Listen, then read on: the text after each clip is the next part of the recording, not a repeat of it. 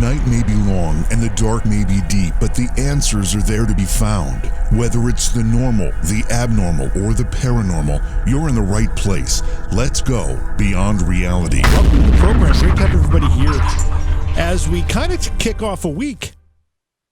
I know we were supposed to do that last night, but we had a last-minute guest cancellation, and Slick couldn't get a replacement, so we went with a classic show. We went with one of the BRR classics, talking about Jack the Ripper. It was actually a really good show.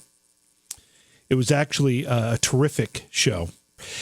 We have a great show lined up, and it's always excellent when we've got a couple of guests because we get to talk about a lot of stuff. The common thread in these two topics that we will be exploring is the effect of the pandemic. And in the first part of the show, we're going to talk about the effect of the pandemic on public schools. In the second part of the show, we're going to talk about the effect of the pandemic on the frequency of paranormal experiences. So in the first part, Sandra Lee will be our guest. Sandra is a teacher, an author, and an actress. She's going to talk about the pros and cons of homeschooling, which a lot of people are being not asked to, but forced to do that at this point. But also the advantages of public schools and how they're going to be affected by this pandemic. And then Susanne Wilson, who is the Carefree Medium, will be in the second part of the show, and she'll be talking about paranormal experiences. In fact, she's going to talk about the idea that paranormal phenomena has increased during this pandemic. And I have a lot of questions about that. If it has increased, has the activity itself increased? Or the fact that we're paying more attention made it seem like it's increased?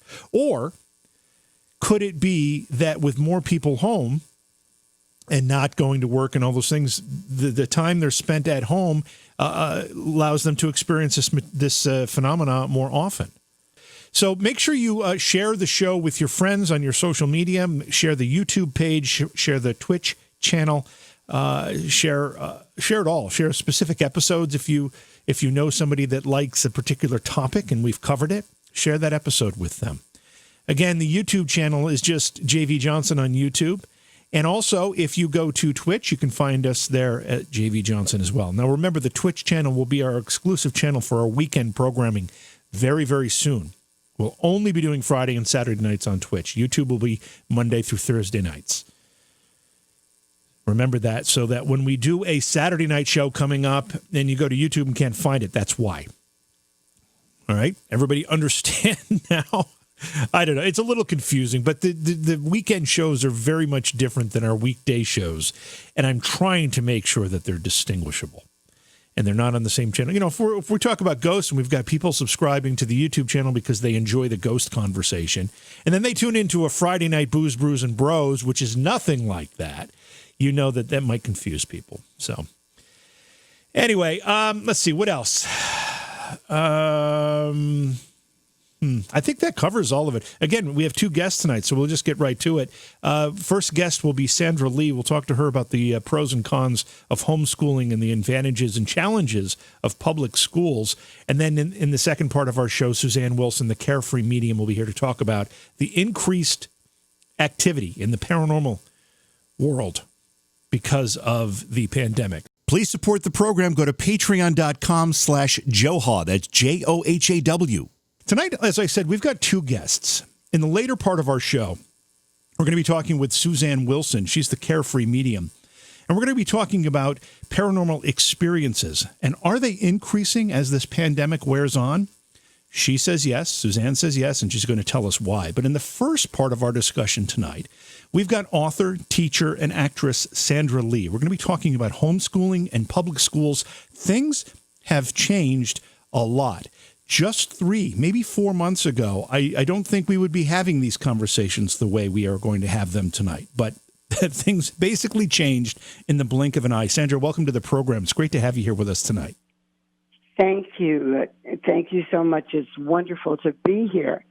I spent a good part of my life teaching school. I was a public school teacher, so I have a heart for this topic that you've chosen tonight, and I've given it a lot of thought. This week, my son visited me from New York with his 2 children, my grandchildren, Lucas, who's 15, and Trey, who just turned 11.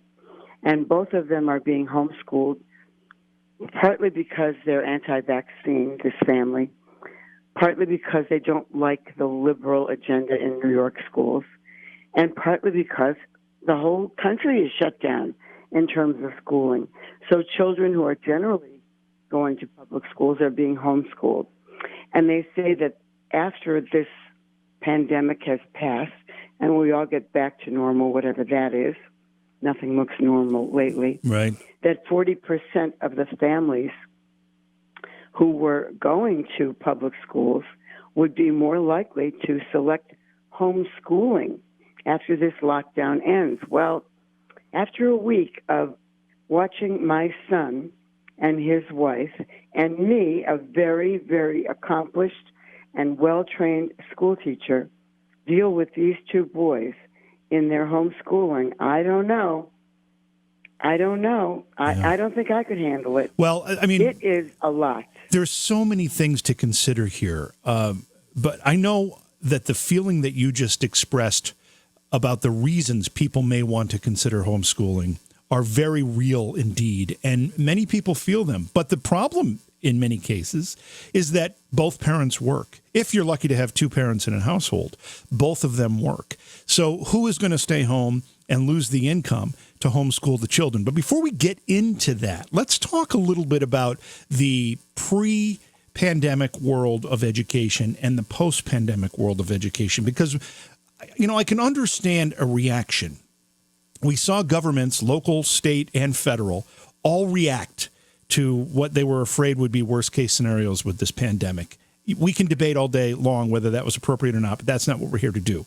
But education did the same thing. But I don't understand for the life of me why we're looking into September, and many schools are saying either they're not going to reopen or they're only going to open a couple days a week, and you're going to have to homeschool the other days of the week. What's happening here, Sandra? Can American parents handle that responsibility, even if they want to? No. That's my opinion, no. There are some people, I spoke to a man in Canada. I had an interview on his radio program a few weeks ago, and they're avid homeschoolers, he and his wife. His wife is very good at it. But you know what? Many, many parents are not. I watched my daughter-in-law. God help us. God help us. I mean, it was chaos. It was chaos. And the little one was distraught and beside himself, and the big one is underachieving and sleeping until noon. And the father, my brilliant son, who's very successful, is trying to teach his son and run his business at the same time. I mean, they don't know what to do. There are all kinds of co-ops and organizations and places that they're looking into. It's a full-time job to educate a child. It's a full-time job. Even if you're brilliant at it, it's a full-time job. I have a lot of criticisms of the public education system, but I will tell you this. It takes a special person to be a teacher and to be able to have the patience and the love for your students to be able to do what teachers do. And I have a tremendous amount of respect for that, because I know personally I could never teach my children anything. I mean, you know, something as simple as learning how to play guitar. It's a lot of work. And I taught for 33 years, and I've done so many other things. I've had a lot of careers. I'm a real worker bee. My dad was a worker bee, so I kind of got that from him. But one of the things I always said about teachers, whether they were liberal or Democratic or Republican or Christian or Jewish or I don't know, whatever they were, I could say unconditionally 99% of the teachers I met and worked with were the most wonderful people you could ever imagine. You can't work with children all day long and not have your heart change. Especially when they're not your children. I mean, you've got to have a special kind of love for that. And you have to have a love for them. You develop a love for them. And the shutdown of these schools has really been heartbreaking for children. You know, they meet their friends there. That's right. They love their teachers. They have fun. They have physical activity. They have structure.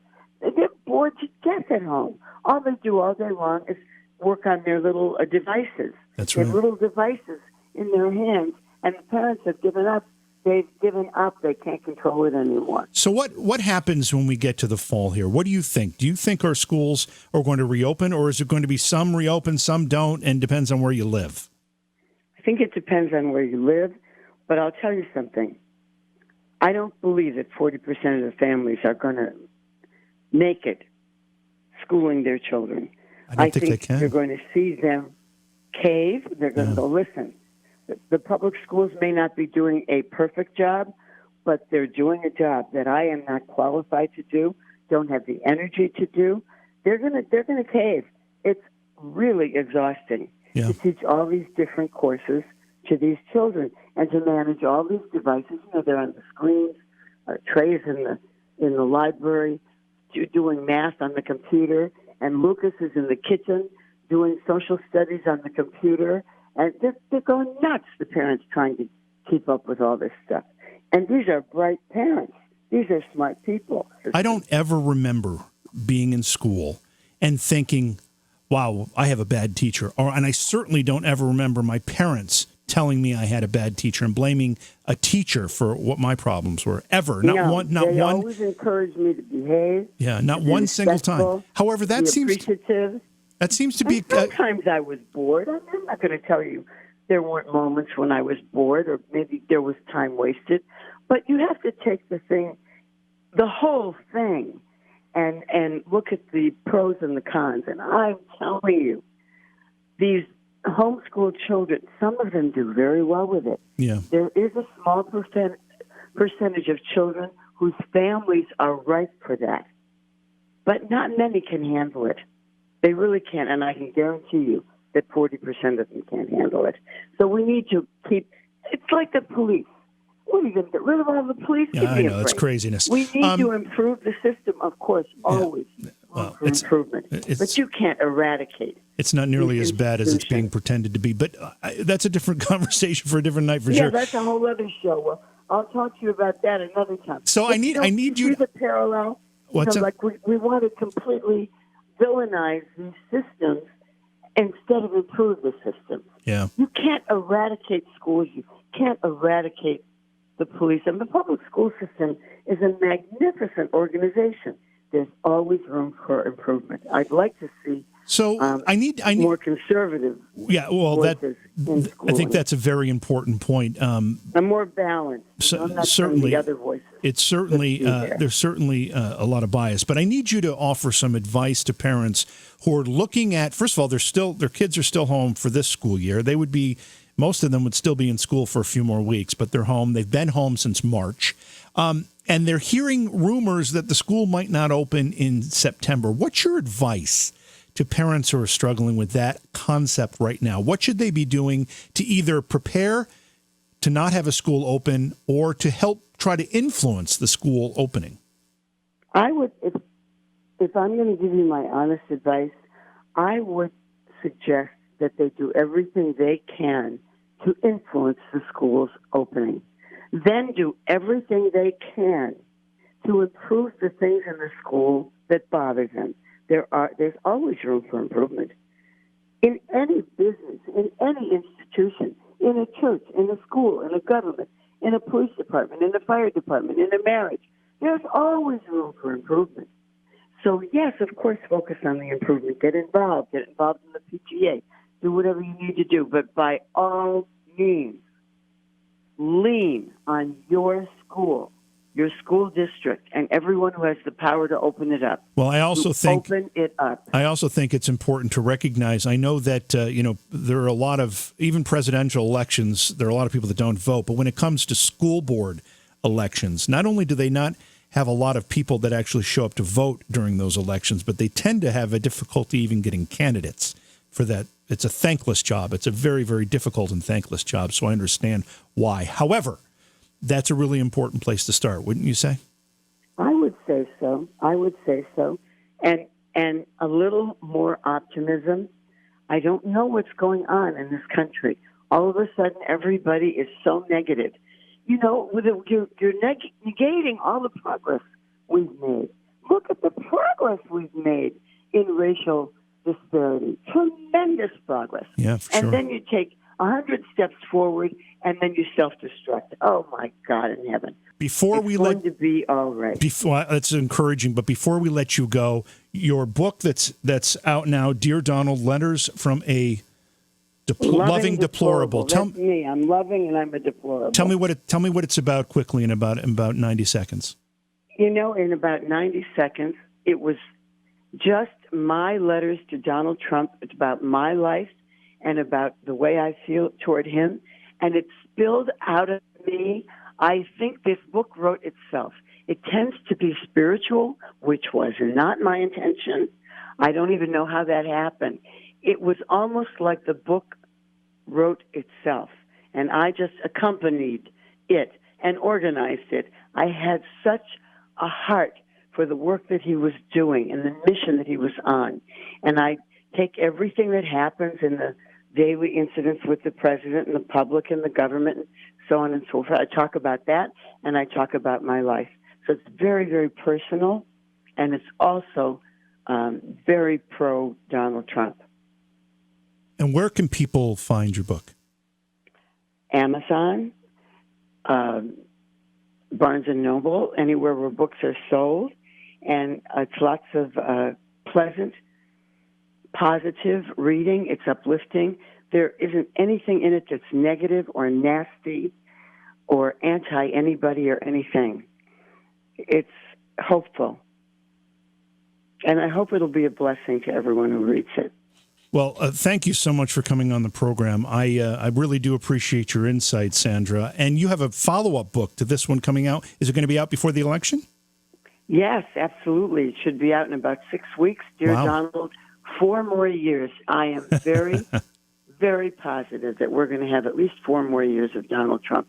He may reinvent the whole system and give us 8. Who knows? But I'll take 4. I think a lot of people would have a little difficulty with that, given the constitutionality of it. Anyway, Sandra, thank you so much for being here and offering some insight into the public education system. Thank you. Thank you for having me. Hope to do it again with you. All right, terrific. We're going to take a quick break. When we come back, we'll bring Susanne Wilson in. Susanne is the Carefree Medium. We're going to be talking about paranormal experiences. Have they increased during the pandemic? And if so, why?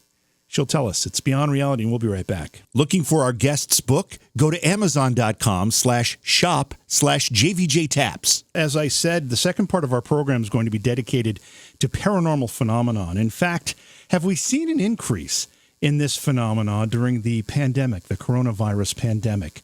Our guest, Susanne Wilson, says yes. Susanne is known as the Carefree Medium. In fact, her website is carefreemedium.com. You can get more information about all of her work, and we'll talk about that work with Susanne tonight. Welcome to the program, Susanne. Great to have you here. Thanks for having me. It's nice to be back with you. It is really great to have you back. For those of our audience that are new, haven't heard of you or about you, tell us a little bit about your work. When did you first recognize that you had sensitivities that maybe not everybody recognizes within themselves? Well, as a child, I was one of those ones that was always bringing home some kind of note from the school principal about how strange I was, how I wasn't fitting in, that sort of thing. I was seeing auras and lights around people from a very, very young age, and I got bullied a lot in school, and I would fake sick to get out of school. So my mom knew something was wrong, and she had her dad, a Presbyterian preacher, talk to me because she thought, well, he'll get the truth out of her, right? And so he said, why don't you want to go to school? And I told him the things that I saw and that the kids would, beat me up or knock me down when I saw those things. And I thought I was going to get in trouble and get punished. And to my extreme relief, my granddad was quiet for a minute and said, I see them too. And so that began a different kind of childhood, a childhood where I knew that everybody had some kind of abilities. Mine were a little different in this one area. But then I spent most of my adult life, JV, just trying to fit in, getting educated, acquiring stuff. I got my bachelor's in management, my master's in public affairs policy and public administration. I worked as a university administrator, a human resources director for a large company, and I was never really happy. And then it wasn't until 2007 where I had a near-death experience that I realized this is what I want to do. I want to work with the abilities. I want to empower other people to know their abilities and use them. And so you could say I'm a late bloomer, but I've had the gift my whole life. Did the near-death experience heighten any of those sensitivities or just make you appreciate them more and recognize that you really wanted to use them for the good of other people? Well, I realized I was a pretty rotten person after almost passing away. I had anaphylaxis. And in just being, before I got injections, just those few seconds of stopping breathing and getting out of my body, it's in some way it reconnected me to what matters most in life and after life, or life in between lives, however you want to say it. And I realized at that time I had left academe, which is it's a kindler, gentler thing. I was an administrative director for a Center for Leadership and Innovation at a major university, and I decided before the near-death experience, I was like, I want money, money, money, money. Sound familiar? Yeah. I know I can't sing. I can't carry a tune, but I was very much about what can I get out of life, and the cars and the house and the boats and all this stuff. And when I was in this corporate gig, it was sort of ruthless. And after a near-death experience, I just wanted to love. I just wanted to help people. I just wanted us to all understand that we're all connected. And I knew I was going to get my ass fired at work. I just knew it. I'm not being that person they need me to be, so I made plans to leave. I would suspect that there are a lot of people that may be experiencing these same struggles, what you just outlined. They don't like the rat race, for lack of a better way to define it, yet they feel obligated to be part of it, and they certainly need to make an income. They need to provide for their families. What kind of advice do you have for those folks? And it always comes up. Thank you so much for asking that question. And I know it's not scripted. None of this is really scripted. But thank you for asking that, because I usually get about 20 emails after a radio show saying, I feel the same way, but I'm stuck. You got out. How do I get out? Right. My answer to that is, you don't have to get out. You need to look for ways to serve right in place where you are now. And when I say serve, I don't mean be subservient. I mean serve the souls around you. I firmly believe that we're all connected in a way that is inescapable, and that we don't need a tragedy like a COVID-19 to remind us of that. But sometimes we need a little wake-up call in our own personal life to remind us of that. For me, that wake-up call told me there was some other work I'm meant to be doing. For people listening saying, well, I don't want to be this corporate gig. I don't want to be this stuffed shirt anymore either. Look at what do you really enjoy out of what you're doing? Is it a certain kind of activity? Is it you're not satisfied unless you feel like you're helping others? Find ways to help someone else, and you will feel better about yourself and your own world. And remember what John Lennon said, life is what happens to you while you're busy making other plans. I love Make it that. happen now. Yeah, I love that quote. I used it last week, and I can't remember why, but I think that's one of the most insightful. And John Lennon had such a way of putting things into a vernacular that everybody could get the point. It's so powerful. You obviously made some choices, and you decided to take advantage of the gifts that you've experienced all your life and use them for the benefit of others.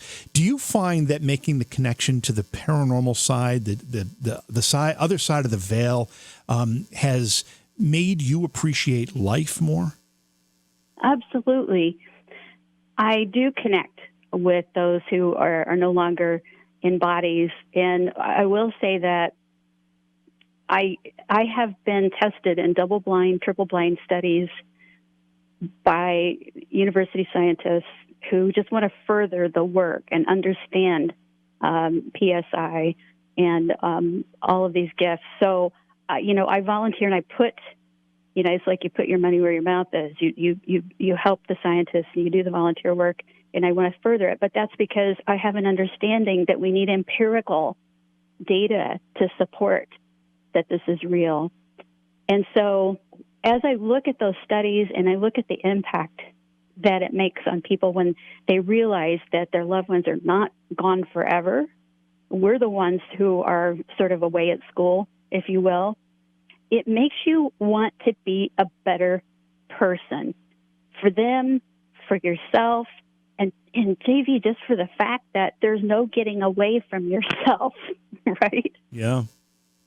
Yeah. You're going to be here forever, just not necessarily here forever. So as you've been doing this for a while, and all of a sudden we get hit with, almost out of the blue, with this pandemic that no one really knew how to handle.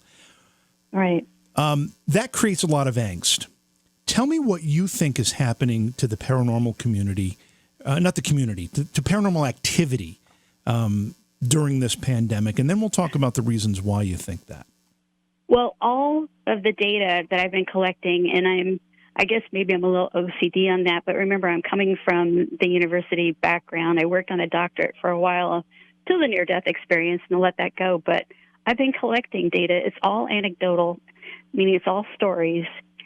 And at first I thought, I kind of think people are just now noticing normal house settling sounds, the issues with the plumbing. For our own house here in Carefree, Arizona, which is just north of Phoenix and Scottsdale, we have more animals nesting around places around our home that they didn't used to because there would be too much traffic coming in. We have an owl family right on top of our roof now. We've never had that before in 10 years. So could it be the animals? So my first thought was, okay, they're just home and they're noticing normal house things. Makes sense, right? Sure.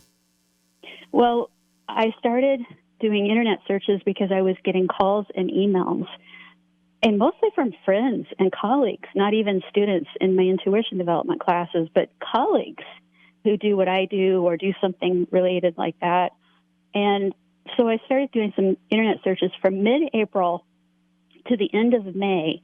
There are anecdotal stories in the New York Times, the Daily Mail, CBS Los Angeles, online news magazines I found in Australia, New Zealand, around the world about an increase in paranormal activity.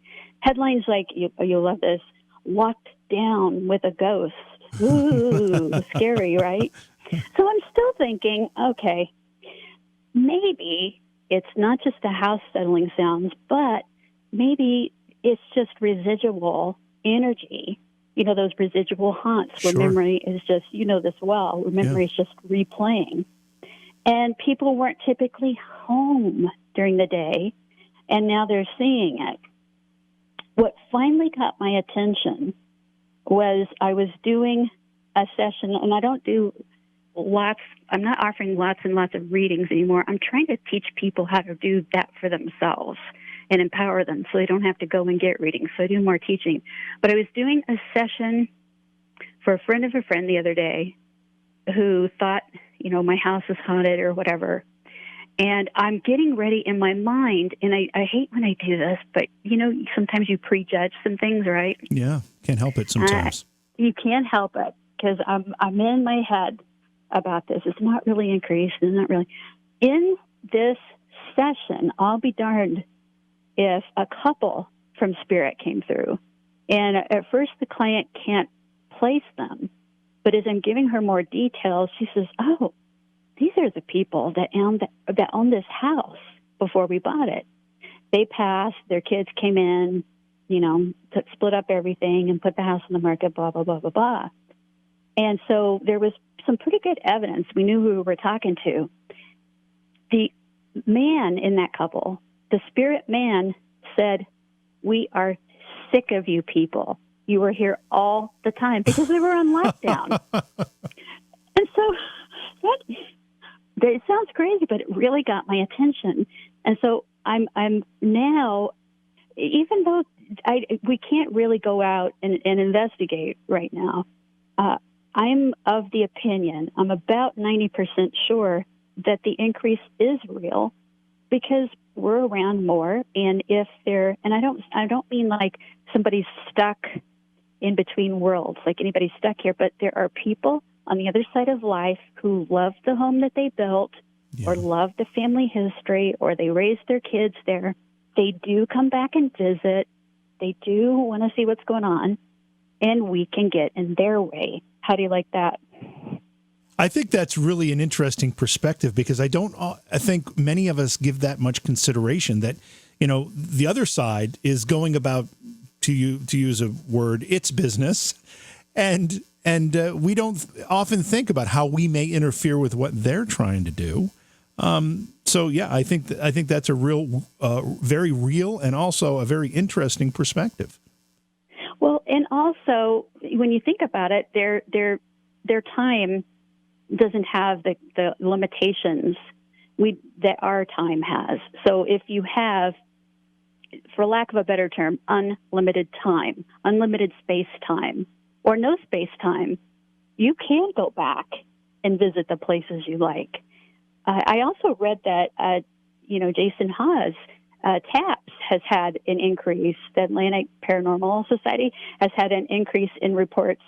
And I think Jason was thinking, too, that it might be, just because people are home more, they're hearing stuff more, but they haven't been able to investigate anything because of lockdown, I would think. Do you know anything about that? No, that's absolutely true. It's a bit of a frustrating circumstance because while the reports are more numerous, the ability to do anything about them is basically nil. They're handcuffed. Right. So you have a follow-up show right there when you have these different societies weighing in. I called a friend of mine who investigates with groups up around Sedona and Jerome, Arizona, and these are real hot spots. And they're saying some of the hotel owners, the hotels are closed down, that the spirit world is taking over. You can be walking by on the street and they're hearing doors slamming and opening, inside the hotel from outside on the street. So when they reopen, it's going to be really interesting to see about the experiences of those folks that stay there. Is there any connection between the stress and the angst that we are going through here among the living and maybe our loved ones on the other side recognizing that's the case and trying to reach out more and maybe find a way to help calm and soothe and shoulder some of the burden that we're feeling here? Is that at all possible? It is, and we are finding this quite a bit. We're finding people who before are saying, it was my partner that's real into the spiritual stuff, not me. And, they're having dream visits all of a sudden from loved ones in spirit that they're just there to smile. They're just there smiling, and it's so real. It's short, sweet, it's to the point. It's like their personality. And they wake up and say, I think I was really with them. And you were really with them. You can tell because it's just like their wonderful personality. It's very reassuring. They're very concerned about what we're going through, but it can go the other way too, where we can collect what I call spiritual dust bunnies. I bet you haven't heard that term before, unless I used it on the show before. I don't remember it if you did, but I like it nonetheless. Well, spiritual dust bunnies are when angst, anger, fear build up in an energetic sense in a location. And so if you're in shelter in place with someone and you're fighting or you're bickering or you're worrying or you've got the news on and every TV in every room in the house and you're keeping all of that energy very agitated, the energy itself can make you believe that you have a haunting. Yeah, weird stuff can happen. Weird stuff can happen just from negative energy, just from fear. That doesn't mean that there is an intelligence necessarily behind it. And I think I think that's part of the, I'm not sure if it's controversy or not, but I think that's part of the debate among paranormal investigators is this whole idea that some of this phenomena can be manifested from our own energy. It's not necessarily a spirit or a ghost. It's something coming from within us. I mean, that's what you're talking about, right? Yeah, and I've never been a big ghost hunter myself. I love watching the folks that do this. I'd rather see it from a distance because I'm super sensitive, and I just, it's not my thing. But I will tell you, because I love some people that I've had to help before, or have had to refer people to someone who does this, I have had personal experiences of seeing PK activity manifested in someone's house that they created themselves. And so I know that it happens. You get around for a few years in this line of work, and you learn never to say never, because it seems like there's always an exception to a rule. I used to say that I didn't really think I was much of an angel person. I was thinking of angels being sort of like airy, fairy, wings, right, sitting around playing harps, right? Right. I would literally say I'm not an angel person until I was space clearing my house one time. I asked for an angel to stand in the center of the room just because I read it in an instruction manual, and lo and behold, there was a 9-foot angel in my room. So I never say never with that. So I know about the debate about your client creating their own PK manifestation, their own poltergeist. I know there's a debate, and I just say it's not all one way. Is there a way to tell the difference? If you were to advise somebody who's got some phenomena occurring around them, is there a way that that person can determine whether or not this is self-manufactured phenomena or something else going on? Yeah, you treat it like a differential diagnosis, just as a medical doctor would do. When they're trying to find out what's wrong with you, they do tests to rule things out, right?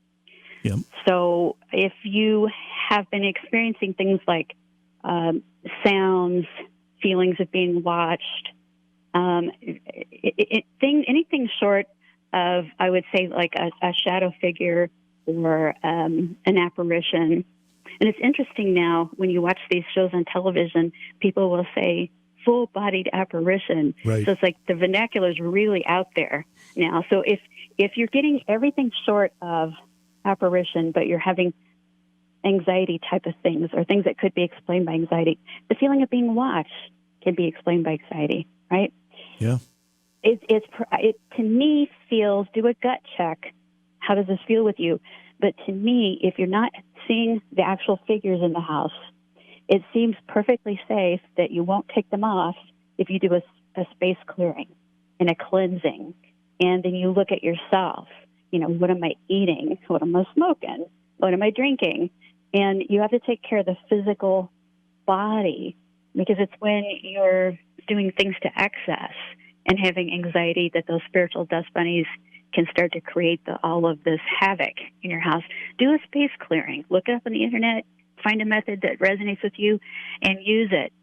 And also limit your news diet, how much time you spend being involved in all of the news. Try to channel your anger into constructive action. And there's a lot for people to be angry about right now.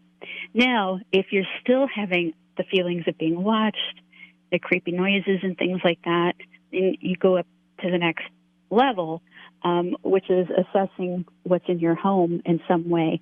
Sit in meditation, ask who's here. It could be Aunt Edna, yeah. Your great-great aunt. You don't want to be rude to her. You want to recognize them. But I wouldn't start out with a space clearing and all that sort of thing unless I was sure that I wasn't going to tick somebody off. Because sometimes, like this couple that came through, the spirit couple and the older man, I don't think he'd have been too happy smelling sage in his house. You know what I mean?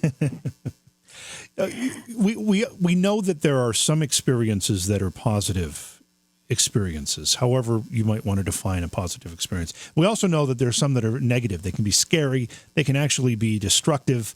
They certainly can be intimidating. What's the difference, and how do you handle each? Is there a different reason that these entities might be doing either a positive or some type of negative interaction with someone in their home? Yeah, it is very much in how you receive it and perceive it. And it can be very startling and very scary if the loved one you miss who's on the other side of life all of a sudden just appeared before your face and said, "Hello, I'm right here." Yeah. You might have a heart attack or something like that. So our loved ones will do reassuring things mostly in gentle, subtle ways, signs, synchronicities, dream visits. I love the synchronicities and the signs, the synchronicities, the freaky-deaky things that happen, like you meet 5 people or talk to 5 people in a week that had that obscure name that your uncle had as you were thinking about them, those sorts of things.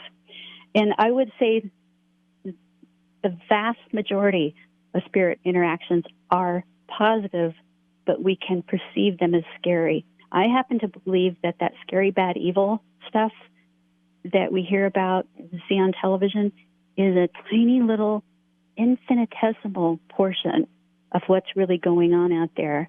That once we get over our initial being startled, the other day I had a little white feather just drop down. I'm sitting in a chair, and it just dropped down from nowhere in front of me. It's an apport, and it just fell into my lap. That could have been very startling because I'm sitting there, and it just happened, right? But I've trained myself now to ask, okay, got it. Who is this from? And immediately a face flashes into my mind. It's my uncle who just passed in December. And then I remember I did ask him for a feather because I journaled it. I can go back and I can look at the date that I asked him for a feather. So journaling is really important because it lets you see patterns and trends in how the communication is coming. But you just ask. I can't tell you how many emails my office gets. This happened, this happened, this happened. Was it a sign from my daughter? Was it a sign from my husband? And I'm like, you're the best one qualified to know the answer to that, right? But the scary stuff, I think, is a lot of it is in our heads. And so if somebody's listening to live or to the replay, I'm not telling you it's all in your head. I'm the last person that would tell you that. But I think we're conditioned to be scared. And right now, there's a lot to be scared of in the living world. In fact, I often say, even before Corona, even before the murder of George Floyd, even before all the unrest that we're having right now, which I think is going to lead to a healthy conclusion over time, even before that, I would say, JV, I'm much more afraid of the so-called living than I am of the so-called dead. I think that's wise, and I think that's one of the things that we often tell people who are having experiences, that you probably a lot of good reasons to be more fearful of the living than the dead. But let's talk about negative things, because we do know there are negative energies. Are those negative energies dangerous? Yes, because of the actions and the reactions that we have, we give away way too much of our power.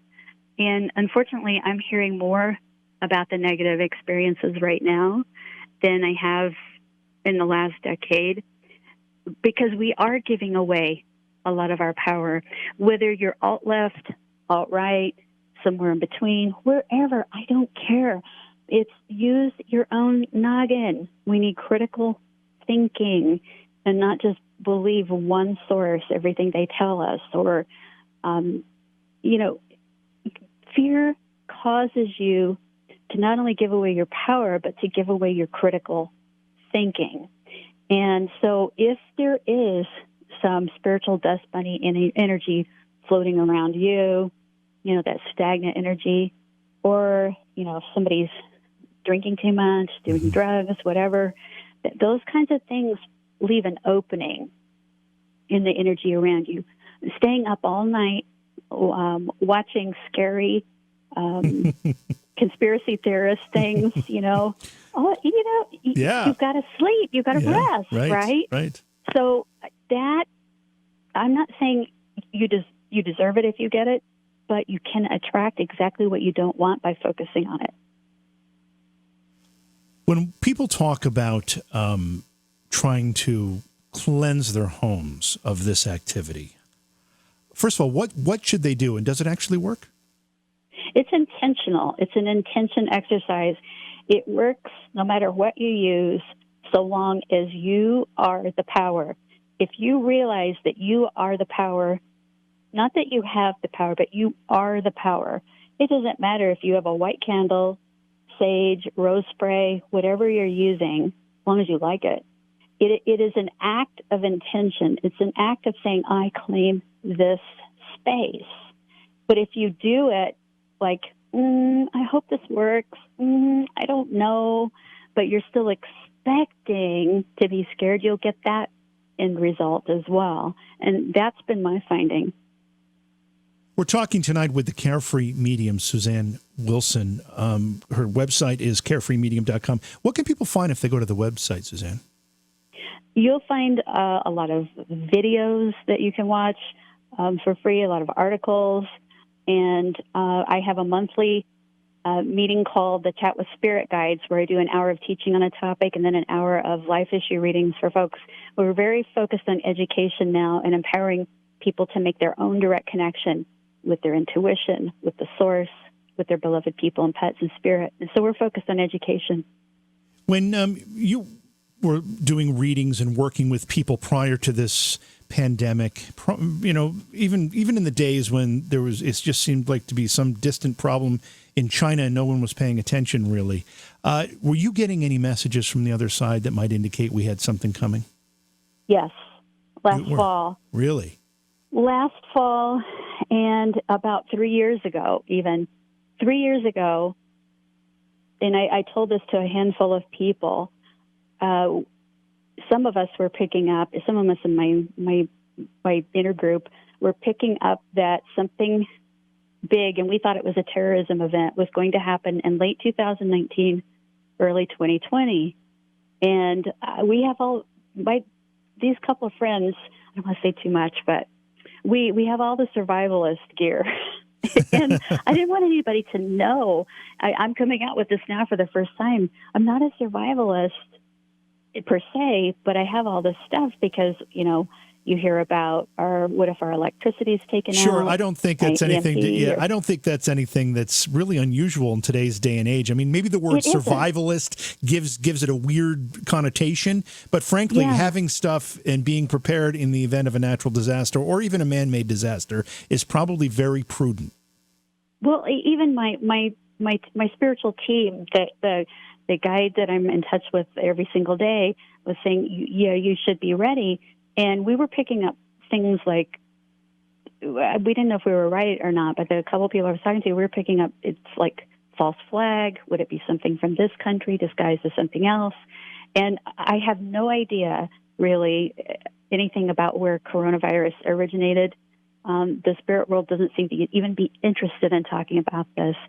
But there are data showing that they have reached out to people about different things that were coming. And some of my friends in Facebook groups that I'm in have talked about when they were sitting in their development circles months before the virus, they were saying, they were getting messages about getting prepared, language that seemed kind of vague then. And, you can look back later, and it's almost like Nostradamus, where you could make it into anything, but some things seem so crystal clear. But things like the world is going to awaken, and it's happening soon. Be prepared. It's coming fast. The world as you know it will change. And then just about a week into the lockdown, I think it is, I'm trying to look at my notes here. This is, I will change his name. I'll say Bob. Bob's Development Circle. This is late 2019. In Bob's Development Circle, a channeled message came through saying, be prepared for a dark storm coming. They drew points of a crown, which corona means crown. They were shown a doctor in a mask treating a patient and warned that there would be a lot of weather-related disturbances around this time as well. So that's from one of my groups. So wait a minute. So when you say they were shown, Who was showing them? How were they being shown? Were these coming from spirit guides? Good question. Yeah, I should explain. A development circle is where a mediumship group meets at the same time and the same place every week, and they'll do it religiously. They'll plan their vacations around it and everything so that they hold that space so that the spirit world knows exactly where and when they're going to meet, and they let the energy build. And so as you sit in that circle as the medium in development yourself, as one of the circle members, you start to receive messages, and someone records them, writes them down, or records them. So I had asked, but when I was gathering this information about an increase in paranormal activities, I asked in some of my groups, and I emailed some of my students, and that was one of the replies that I got back. Yes, I did have an increase. Yes, we did have something interesting. Here's another one. I'll change her name to Cindy. Her husband had his first ever psychic download, and she said this was this is the one that was just about a week or two into lockdown. I'll explain what psychic download means, but she was looking at him, and she said his energy around him turned golden in color, and some of his body turned purple. Now, this is with what in the scientific studies we call objective clairvoyance. There's subjective and objective. Subjective, you ever see something in your mind's eye? Yeah, sure. You know what I mean? Mm-hmm. Okay, that's subjective clairvoyance. Objective clairvoyance is like you're seeing it like it's in the room with you, like it's real and tangible. She saw some of his body turn purple, a mist formed around his face, and a voice came through him. And it said, everything we deem as familiar will be rocked by the shifting waves of change. And this is before any of the riots. Wow. Any of that. Mm-hmm. Is there a way as people get these messages and these visions and this information, is there a way that they can act on it? I mean, not that anybody was going to prevent the coronavirus from coming here, but is there something that maybe in a smaller circumstance that can be done and acted upon? You ask the good questions, don't you? You know, there's a sense of responsibility that people get, and I'm not clear, JV. I mean, you tell me what you think, but I'm not clear you're responsible to warn the world.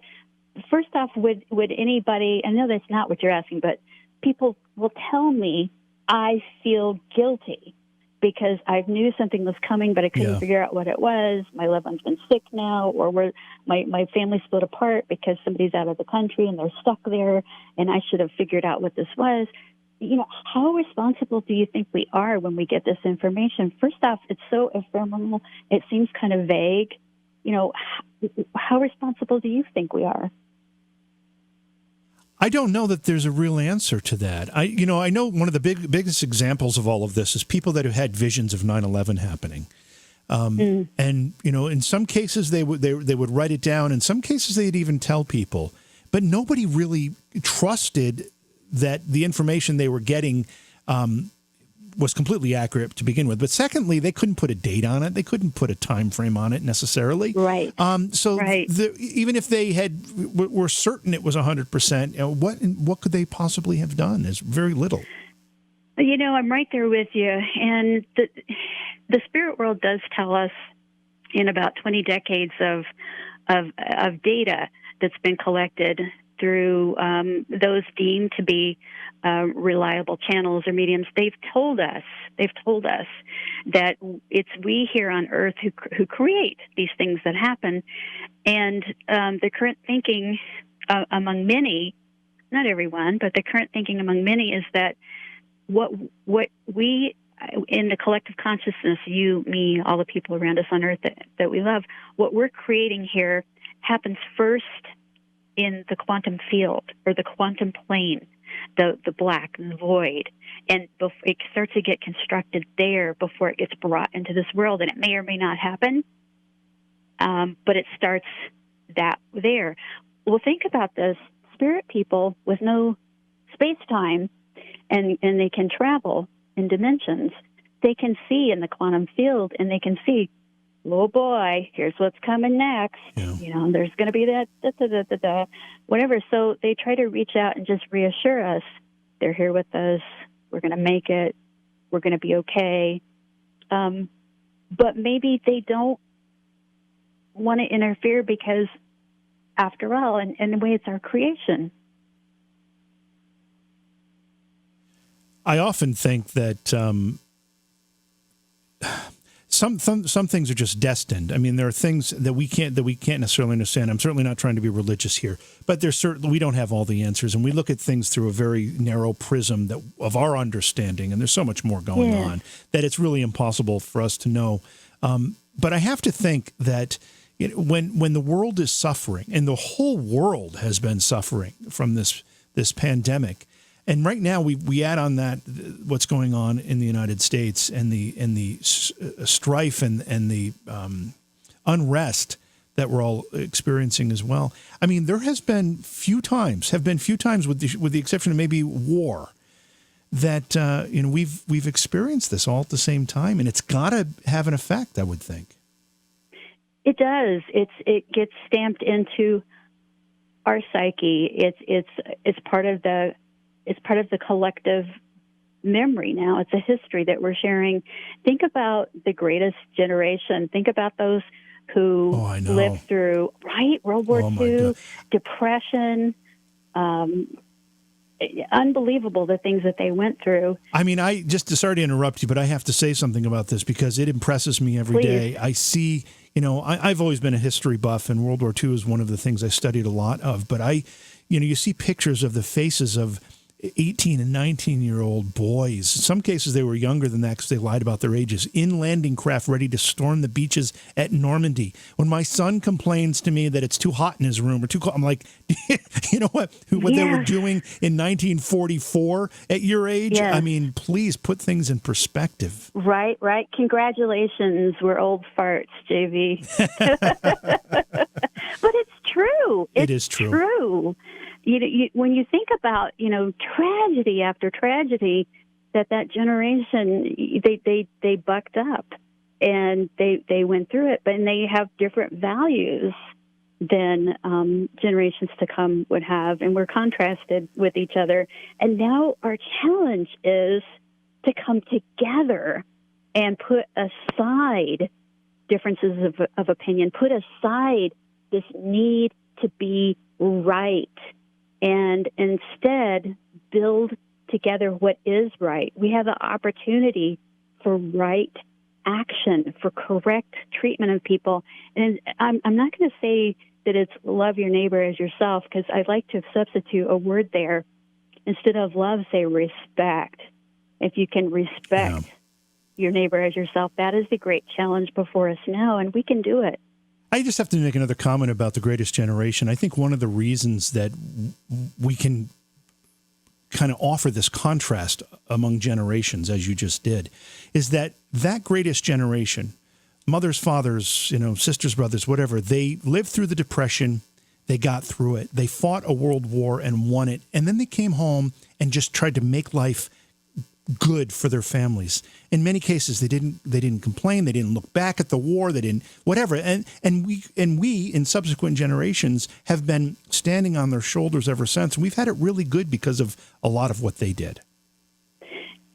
And they stand with us now. If they're still on the earth, they're here to say, take care of us now. Right. Because it's your turn to do the work and protect us, because we are at risk. And if they have already made their transition to heavenly home, they're standing with the spiritual hand on our shoulders saying, you can do this. We've been there and worse. And it's a comfort. It's a comfort to know that that's in our DNA. That's who we are. Boy, I get really emotional about this. And I remember my grandfather talking to me about, his time in World War II. In fact, that's where he met my grandmother, and my mother was born in Italy because of that. So I have such a tremendous amount of respect for those men and women that did that. And I think we often lose sight. And and this is not what we're here to talk about, but I see Holocaust survivors speaking, yes. And those people are unbelievably able to forgive what was done to them. And it's unbelievable. I've been thinking about that for days now, I've been thinking about that. I don't know if it's because this conversation is going to happen and I was just starting to tune into it energetically, but what is it going to take in this country? What do we have to see for everyone to get on board with let's take good care of each other and not argue about it anymore. Yeah. And I think of that Holocaust, and I think, good Lord, let's pray we don't ever have to go through a lesson like that again. It should only never, ever happen. But the spirit world is reaching out and giving us an opportunity. I don't believe, JV, that God did this to us or for us. We created what we're going through on earth now through action, inaction, thoughts, and words. And the people that are on earth right now, and my spiritual team here will vouch for this, even though they're unseen, if you're on earth now, everybody, because you're the right person to lead us into the next epic, the epic of brotherly, sisterly respect and compassion. And so if we have to have our houses stirred up with a little spiritual activity, please let that be okay, and just understand it's part of the change. Because I also think that what's going to happen over the next, I'd say 20 to 30 years, is that there won't be any more ghost hunting. That will have lost its cachet because everyone who wants to, who's on Earth in the next 20 or 30 years, will just simply tune in. Like the snap of a fingers, they'll be able to learn how to tune in to spirit guides if they want to. They'll be able to tune in to their own loved ones. Have we been turning it off? Are we taught early on to turn all this off, therefore we're just blind to it? Yes. And I think of the people I know that were around for World War II, there was a closeness that they felt to the spirit world. And whether you call it church, religion, God, whatever, there was a faith, but more than that, there was a trust that they had that we've lost. And I think our generation has been lied to so much by media, by those in authority, by those who want us to trust them so they can become more wealthy and we can become more fearful and give them all our power. And it's made us quite cynical. And the only way to get rid of that cynicism and to stop being afraid of all the spirit activity around us and being afraid of the challenges is to face them head on for what they are, and know that you're loved, and know that you're never going to escape anything. We never escape anything. We don't escape ourselves. We don't escape our problems because life is forever. So let's do a good job here. As we get closer to the spirit world and we start to open up to it, and will we get answers? Will we get messages? I mean, every one of us is dealing with a problem, or in most cases, many problems. Can we get answers from the other side? We get advice, we get support, we get confirmation that they're with us, but they don't tend to want to tell us what to do because, frankly, it would just be an opinion. I am of the belief that we're co-creating our future, that things are not all pre-planned. That would negate the need for free will, and it would take all the fun out of living here if you knew exactly, step by step, day by day, what everything was going to be. So to ask a spirit loved one, when is this going to end? When is the virus going to go away? When will we have racial equality? When will our systems become racially colorblind? To ask them that, they don't flippin' know because it's based on our choices, our free will, our thoughts, words, and actions. However, what we should ask them is, how can I help this situation? And our morning prayer or intention, if you don't like the word prayer, should be, use me as your instrument. I'm honored to be of service. Help me assist the most people I can. And know that sitting back and criticizing and bellyaching isn't going to fix anything. That's what the spirit people want to do with us. They want to join forces with us. I know we're talking about the spirit world, but have you also noticed anything different about any other paranormal phenomena that might be occurring? And things like telekinesis or these other connections that we have to what would be considered the metaphysical. Have you seen any change there? I've got a couple. I haven't gotten into this yet, but I have a couple email from people who are saying that they've had heated debates within their house and differences of political opinions, and they have had some physical activity in the house, and they were wondering if it was PK.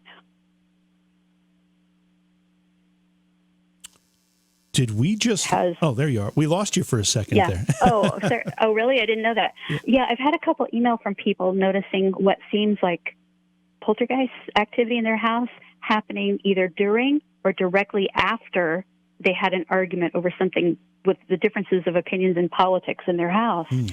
But what I've seen, that's just a couple that I've heard about. But what I have heard a lot, and I almost forgot about this, people are seeing a lot of flashing lights.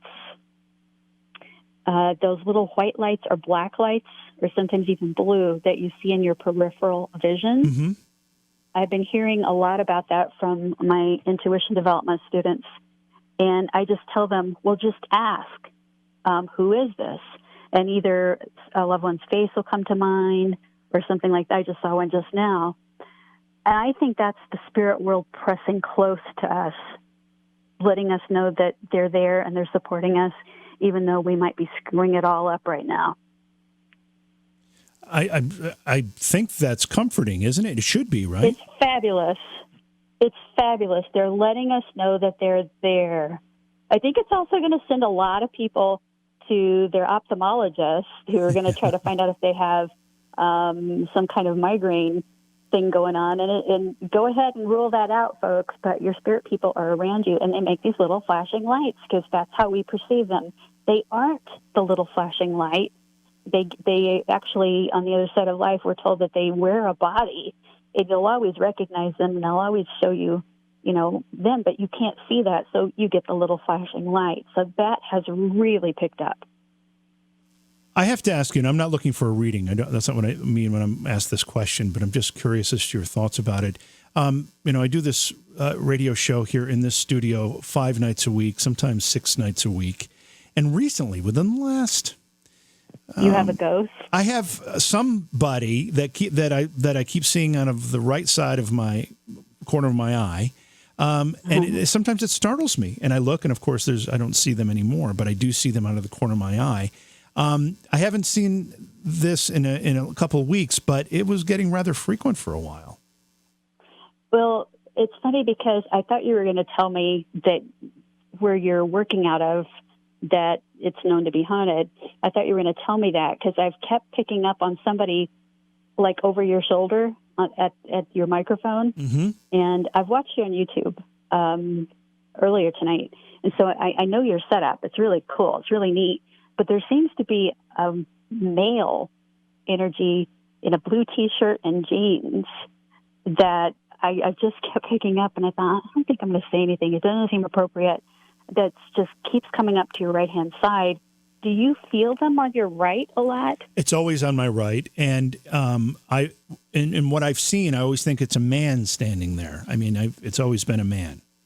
Well, it's funny, too, because I scribble, and I do some automatic writing stuff. I wrote down the name Ted. Really? I didn't even realize I was writing that name down. Yeah, but he's not super talkative, but you do have somebody hanging out.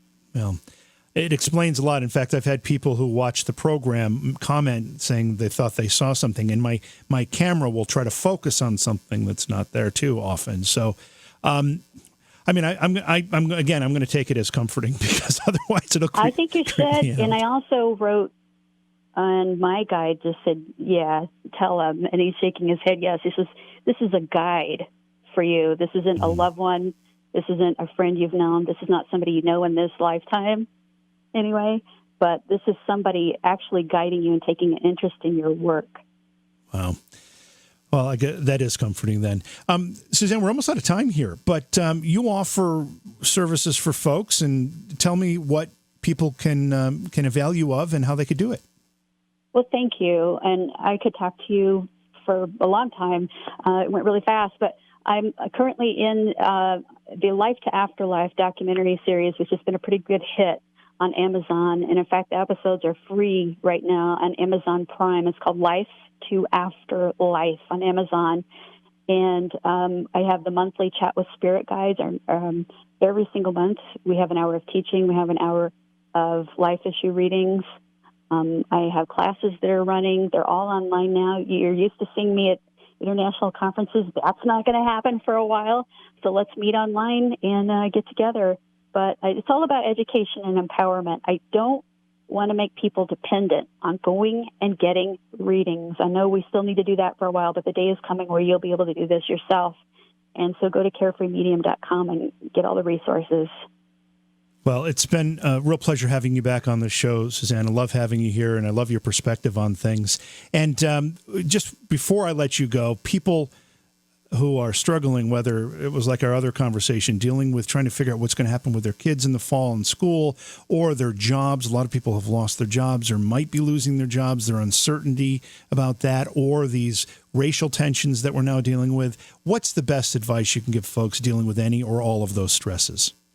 Remember that nothing is permanent, whether it's good, bad, or indifferent. Nothing is permanent except for your soul, and that no one is loved more than you. You are surrounded, guided, and supported by people who love you on the earth, but even more so, you're constantly surrounded by guides, angels, and beloved people and pets who are giving you their love and support, and you are not alone in this. We're all in this together, but we're not all in the same boat. Some people have a leaky boat, it's like they're really going through, this HIT, or other people aren't. But that, too, is not permanent. And know that everything that you're experiencing is important to the growth of the soul. And that one day you'll look back and know that we have become the greatest generation. Thank you for the inspirational message. Thanks for being here. I look forward to having you back, as always, and I hope you're staying safe amidst all this. You bet. Much love to you and your family, too. Thanks for doing the show. You do an amazing job. You're a wonderful interviewer, and I'd like to see somebody interview you sometime. I don't know how interesting that would be, but that might be fun. Again, it's carefreemedium.com.